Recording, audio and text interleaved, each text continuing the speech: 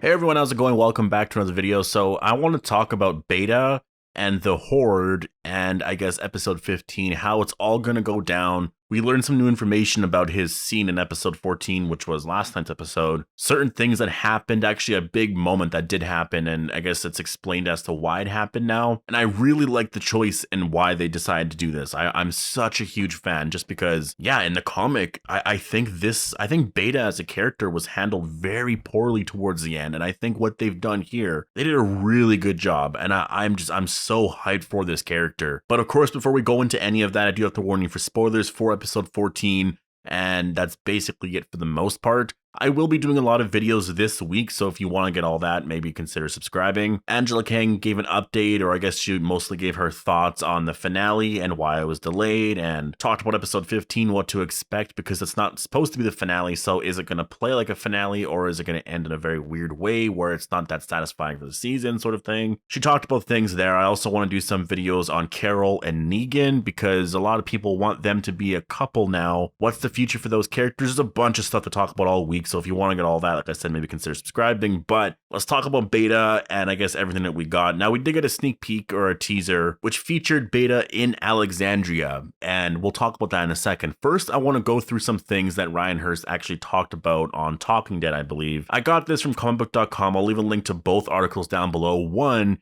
he actually talks about why Beta decided to wear the mask. Two, he also talks about Beta's note and what it meant. And also that he is now the new alpha and stuff like that. So if you want to see what he said more, they actually have the quotes and stuff. So if you want to see what he actually said, I'll leave the link to the articles down below. But to sum up, the reason why he's wearing the mask, at least in Ryan Hurst's own head, was, obviously he was a country singer. He was very inspirational to a lot of people. And in Ryan Hurst's own head, the way he kind of constructed this backstory was that right as the apocalypse was happening, somebody, they broke into his house and he had to kill this person. And as he was killing this person to protect his own family, he noticed that that person was wearing his band t-shirt. And I guess that moment was very traumatizing for him. And I think he was worried that if people found out about what he did, that he wouldn't really be an inspiration to a lot of people anymore, that I guess he would hurt people and all that kind of stuff. So he decided to just abandon that life and become this new person. He wore a mask all the time. He became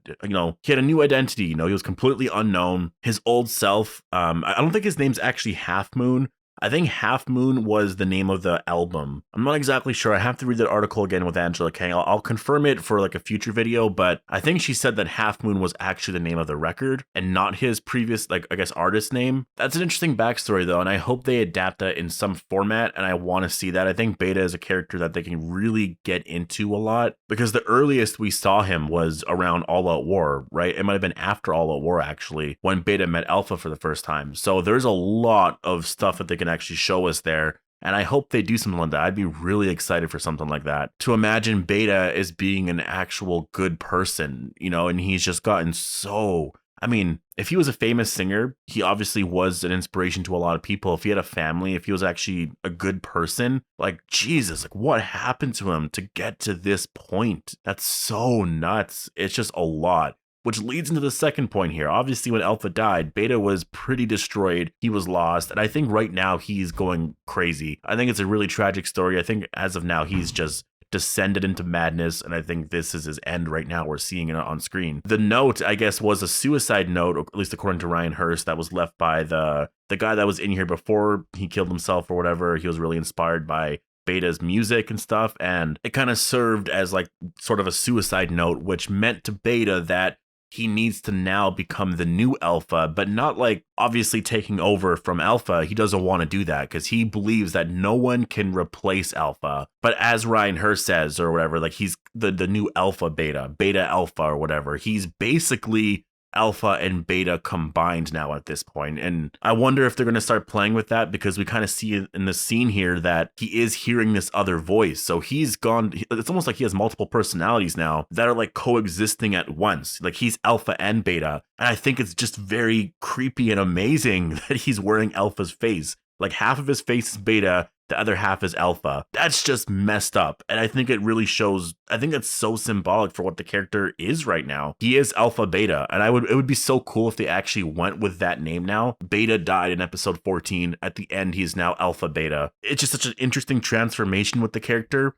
And in the comic, we didn't get anything like this. Right when Alpha died, Beta just went berserk. And his death was just sad and kind of pathetic. And I mean, like Ryan Hurst said actually in the article, it was almost like a comedic bit, which I can definitely see. And so changing it in this way, I mean, he takes the whole Leatherface thing to a whole new level, right? I mean, I can't believe he's wearing Alpha's face. That is just the most messed up thing ever. I'm so happy that they're doing this character right. I mean, that was my big concern with the Whisper arc. I don't know if you guys remember, but I mentioned this a long time ago, like a really long time ago. I'm so excited for the Whispers. I'm so excited to see what they're going to do with everything. But where I'm little concerned is just how they deal with the Whisperer War and what they do after Alpha dies, because it's all going to be so exciting and fun until Alpha dies. But at that point, is Beta going to be a strong enough villain to carry on the Whisper arc, until it ends? And episode 14 did exactly that. I think him wearing Alpha's face now, becoming Alpha Beta, and I really feel like I should just refer to him as that now. He is now both of them. It's like they both fuse together. You know what I mean? It's so messed up.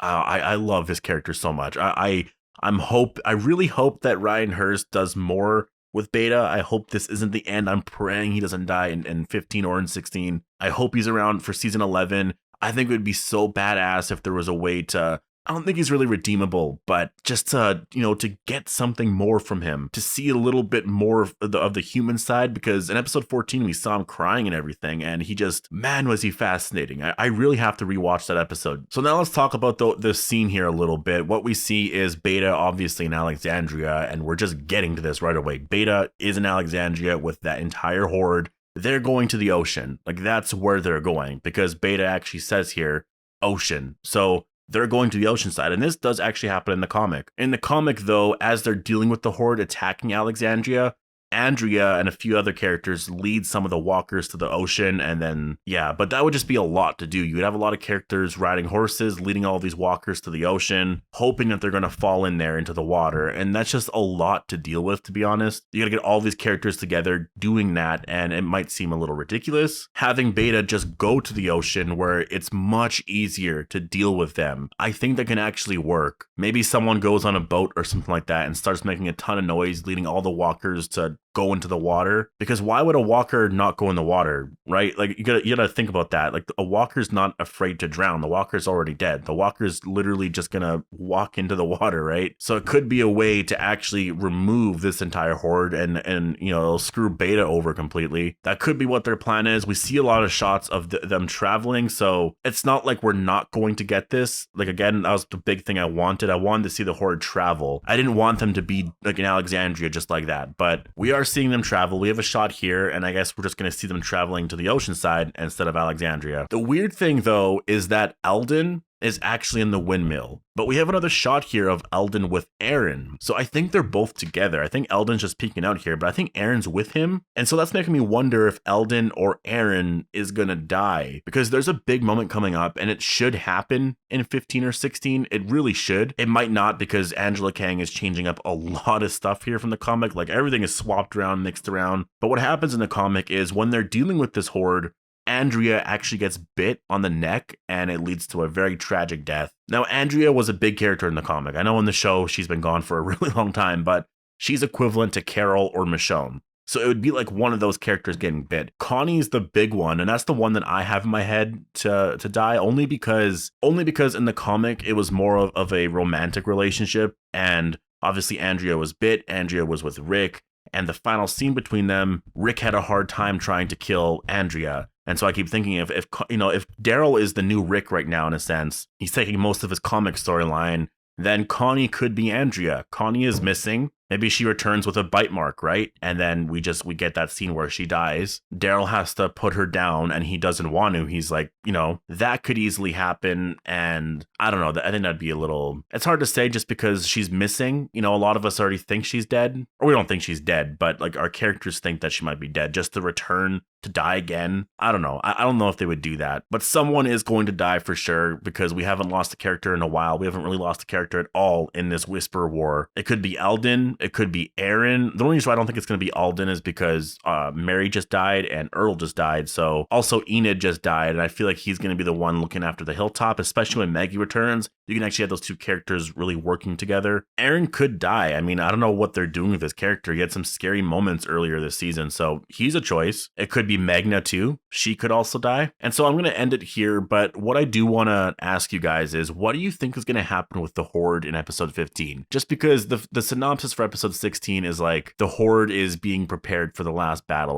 or Beta does something or whatever. And so obviously we know that whatever happens in 15, it's not going to resolve, right? This Whisper fight, this battle here is going to extend into the finale. It's not going to end in 15. Doesn't mean we're not going to get any big deaths or big things could happen. That can definitely happen in 15, but it's not going to end at least until the finale for sure. So in my opinion, it's sort of hard to say. I feel like it's going to end with a death. End with a death like Gabriel's death. Say Gabriel dies at the very end of 15. The Horde almost makes it to the ocean. There's a tower somewhere or something like that.